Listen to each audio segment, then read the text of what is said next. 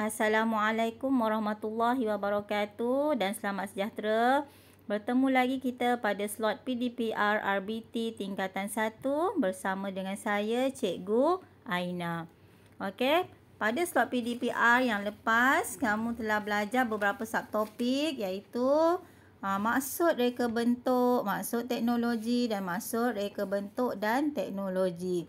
Dan juga dua bidang dalam reka bentuk dan teknologi. Ingat lagi ke apa maksud reka bentuk, apa maksud teknologi dan apa maksud reka bentuk dan teknologi. Okey, saya ulang balik ya. Apa maksud reka bentuk? Reka bentuk ialah penyusunan bahan secara terancang untuk menghasilkan sesuatu produk. Manakala maksud teknologi ialah pengaplikasian ilmu sains dan matematik untuk dijadikan alat, tenaga dan sistem. Okey, apa pula maksud reka bentuk dan teknologi? Okey, reka bentuk dan teknologi merupakan gabungan pengetahuan tentang penyusunan bahan secara terancang dengan mengaplikasikan pengetahuan sains dan matematik. Okey, ada berapa bidang dalam RBT? Ada 2 bidang, iaitu bidang konkret dan juga bidang abstrak. Okey, jadi untuk hari ini kita masuk subtopik 1.12 yang bertajuk elemen reka bentuk.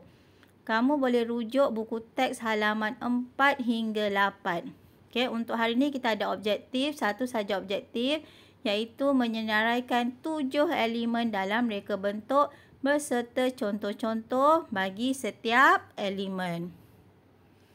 Okey, ini ialah nota yang saya telah ringkaskan untuk kamu baca dan faham. Okey, dekat dalam ni kamu nampak ada berapa elemen? Kita ada 7 elemen reka bentuk. Untuk tingkatan 1 sahaja, kamu belajar 7 elemen reka bentuk.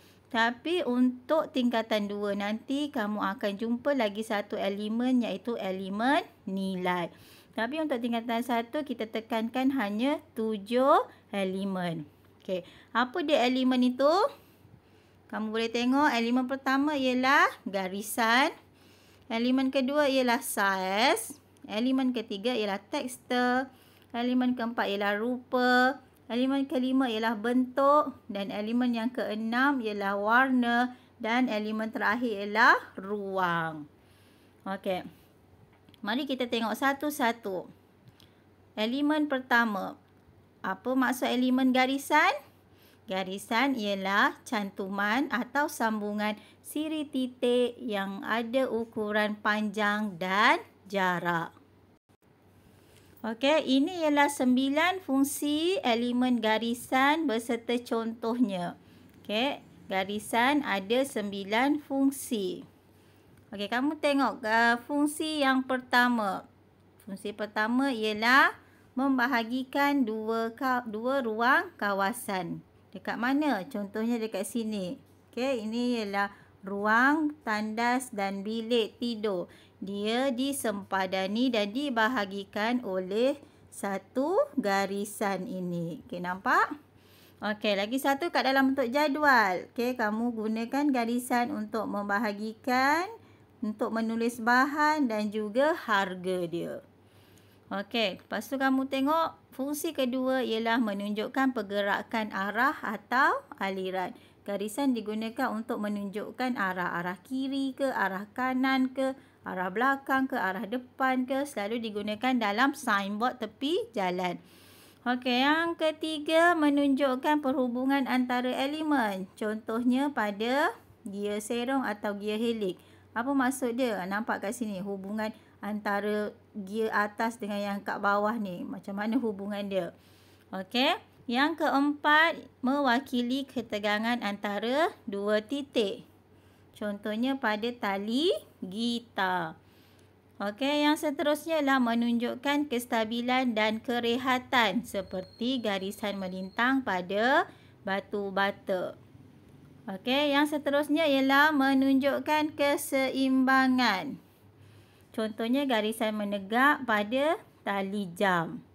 Okey, garisan menegak ini pada tali jam menunjukkan keseimbangan. Okey, seterusnya ialah menunjukkan daya gerakan yang dinamik seperti garisan serong pada kotak. Ni ya, dia ada bagi contoh macam ni. Okey, seterusnya ialah mewakili gerakan atau tenaga berpadu. Contohnya paip air. Dan yang terakhir, fungsi garisan ialah menunjukkan objek itu dekat ataupun jauh. Okey, untuk menunjukkan objek itu dekat, selalunya kita gunakan garisan yang tebal. Untuk menunjukkan objek yang jauh, selalunya kita gunakan garisan nipis. Okey, itu satu elemen. Elemen pertama garisan. Okey, untuk elemen kedua ialah saiz. Apa maksud saiz? Kamu boleh tengok kat sini maksud saiz. Saiz ialah ukuran atau dimensi bagi sesuatu objek. Okey, ini ialah contoh saiz. Apa fungsi saiz? Saiz berfungsi untuk menunjukkan kesan perbezaan jarak, panjang, tinggi dan kedalaman objek. Okey, kamu tengok contoh yang diberi ialah botol air. Satu kecil, satu besar. Itu menunjukkan perbezaan saiz. Contoh lain ialah bola. Satu besar, satu kecil. Ini ialah elemen saiz. Okey, contoh bulat pada bunga. Satu besar dan yang dekat tepi-tepi dia ni ialah yang kecil. Ini pun perbezaan saiz. Okey, untuk elemen yang ketiga ialah tekstur. Elemen ketiga ialah tekstur. Apa itu tekstur? Tekstur ialah satu teknik yang memberi impak atau kesan terhadap orang yang melihat permukaan pada lukisan atau objek. Okey, contohnya kasar, halus, lembut, licin, berkilat. Okey, ada dua jenis tekstur, iaitu tekstur jalinan tampak dan yang kedua ialah tekstur jalinan sentuh. Apa beza dia?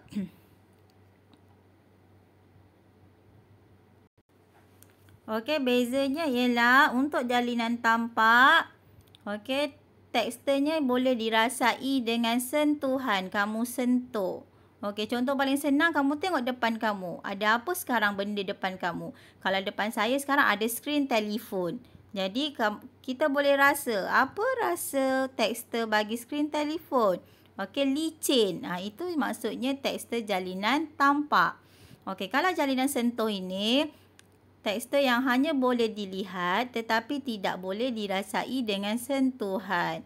Ini contohnya tekstur dalam gambar. Kamu nampak dalam gambar, nampak dia kasar. Kamu boleh lihat dia tapi tak boleh rasa dia kasar. Okey, tadi ni, yang ini ialah contoh-contoh tekstur.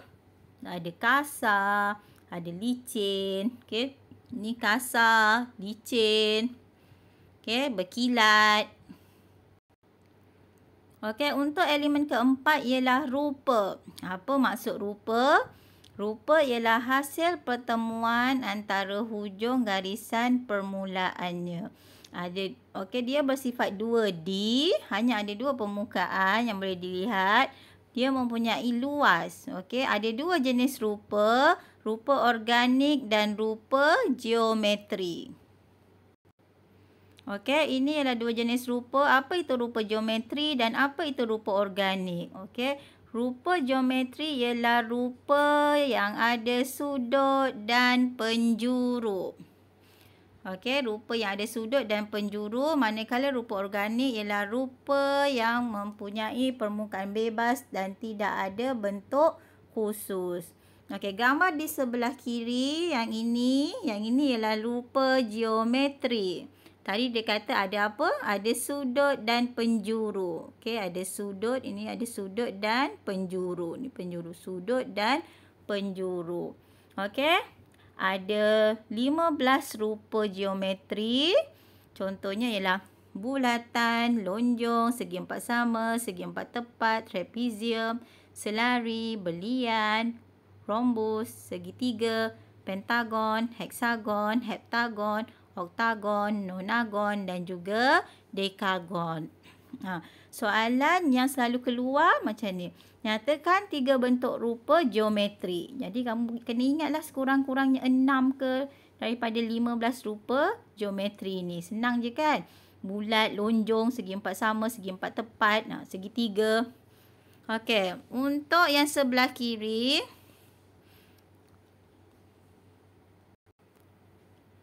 okey, untuk yang ini ialah rupa organik.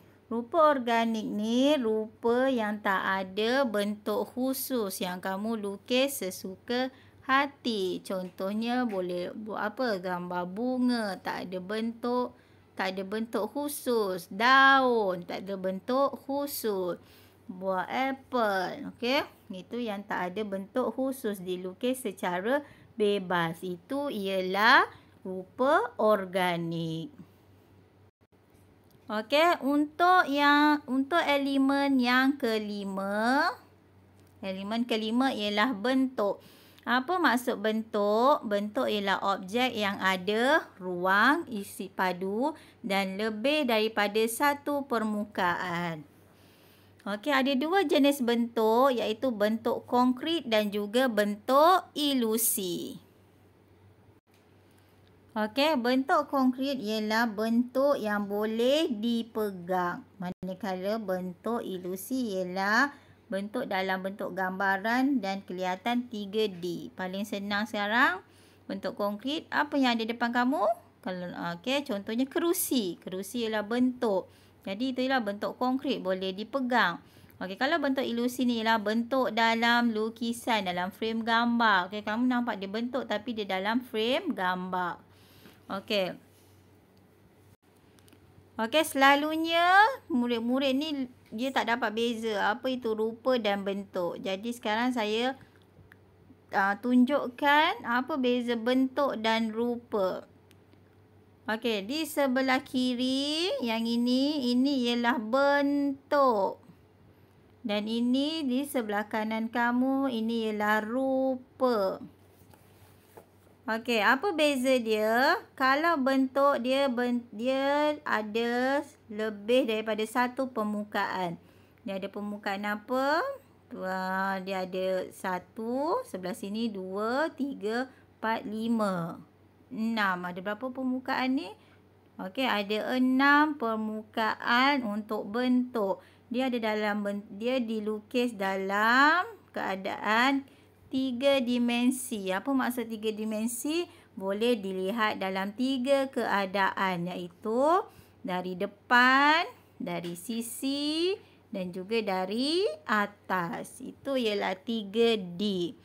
Okey, dan juga lagi satu perbezaan dengan rupa, bentuk dia ada isi padu. Okey, berbanding dengan rupa dia hanya ada luas sahaja. Okey, untuk rupa pula, dia dilukis dalam keadaan 2D. Apa maksud 2D? Satu dan satu lagi di sisi dia. Boleh nampak di sisi. Itu 2 dimensi. Okey, dia tak ada isi padu dan dia hanya ada satu permukaan saja. Okey, itu ialah rupa. Jadi, jangan terbalik. Dua-dua ada 2 jenis. Rupa ada 2 jenis. Bentuk pun ada 2 jenis. Okey, 2 jenis rupa tadi apa? Rupa organik dan juga rupa geometri. Okey, bentuk pun ada 2 jenis. Bentuk konkret dan juga bentuk ilusi. Okey, untuk keenam, elemen keenam. Ini ialah elemen keenam. Elemen keenam ialah warna. Apa maksud warna? Warna ialah kesan pembalikan cahaya kepada sesuatu objek. Contohnya, kita tengok daun. Kenapa kita nampak daun tu warna hijau? Sebab cahaya cahaya akan terkena pada daun yang cahaya dan akan memancarkan balik warna hijau ke mata kita. Okey, ada 3 kategori warna. Warna primer, warna primer, warna sekunder dan juga warna tertier. Okey, dan warna juga boleh dikategorikan sebagai warna panas dan warna sejuk. Okey, ini ialah contoh-contoh warna. Yang ini ialah warna primer. Warna pertama tanpa ada campuran warna atau warna asas. Yang ini ialah warna sekunder. Warna sekunder ini warna yang telah dicampurkan. Warna primer yang telah dicampur-campurkan. Okey, contohnya kuning campur biru jadi apa? Jadi warna hijau. Merah campur kuning jadi warna jingga. Biru campur kuning. Biru campur kuning tak ada. Biru campur merah jadi warna ungu. Biru campur kuning tadi jadi warna hijau. Okey, dan satu lagi jenis warna ialah warna tertier. Warna tertier ni ialah campuran antara warna sekunder, warna sekunder. Okey, contohnya jadi apa? Jadi biru ungu, kuning jingga, kuning hijau, merah jingga. Okey, itu ialah warna tertier. Okey, warna juga boleh dikategorikan kepada dua, iaitu warna panas dan warna sejuk. Okey, apa itu warna panas? Warna panas warna yang terang dan jelas. Dari jauh lagi boleh nampak. Itu ialah warna panas. Okey, warna panas dapat menimbulkan suasana ceria, riang dan bersemangat. Okey, contoh warna panas ialah warna kuning, oranye dan juga merah. Contohnya kamu pakai baju merah. Merah tandanya bersemangat. Okey. Dan kategori kedua ialah warna sejuk. Okey, warna sejuk ni apa? Warna yang memberikan kesan cahaya yang rendah. Warna ini memberikan kesan redup, tenang dan damai. Contohnya warna biru. Mewakili air. Tenang je kan kalau kita tengok. Okey, warna hijau mewakili pokok-pokok, tumbuh-tumbuhan. Okey, itu ialah contoh-contoh warna. Okey, dan elemen yang terakhir ialah elemen ruang. Apa maksud ruang? Ruang ialah kawasan yang dikelilingi oleh elemen garisan bagi menampakkan objek dengan jelas.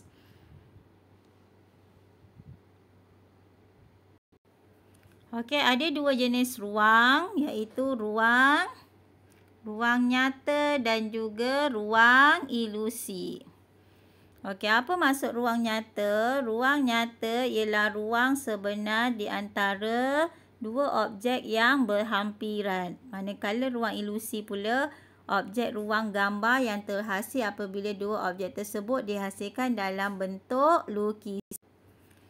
Atau secara ringkasnya, ruang nyata ialah ruang yang ada pada sekeliling kamu sekarang. Sekarang kamu berada di mana? Contohnya macam cikgu berada di ruang tamu. Itu ialah ruang nyata.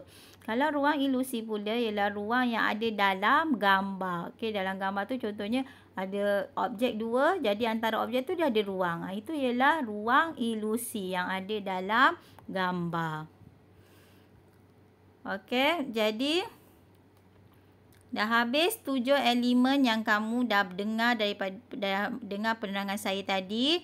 Kita ulang balik 7 elemen tadi ikut sama-sama. Okey, 7 elemen reka bentuk. Yang pertama ialah garisan. Yang kedua ialah saiz. Yang ketiga ialah tekstur. Yang keempat ialah rupa. Yang kelima ialah bentuk. Yang keenam ialah warna. Dan yang ketujuh ialah ruang. Okey, jadi dah habis slide saya. Sekian, terima kasih. Sebelum itu, saya ingatkan lagi sekali. Tugasan kamu untuk minggu ini ialah kamu perlu salin semula nota yang saya telah lampirkan dalam bentuk PDF itu. Kemudian isi link kehadiran dalam Google Form serta jawab soalan yang ada dalam link kehadiran tersebut. Okey, sekian. Terima kasih dan terima kasih kerana sudi mendengar PDPR RBT kali ini.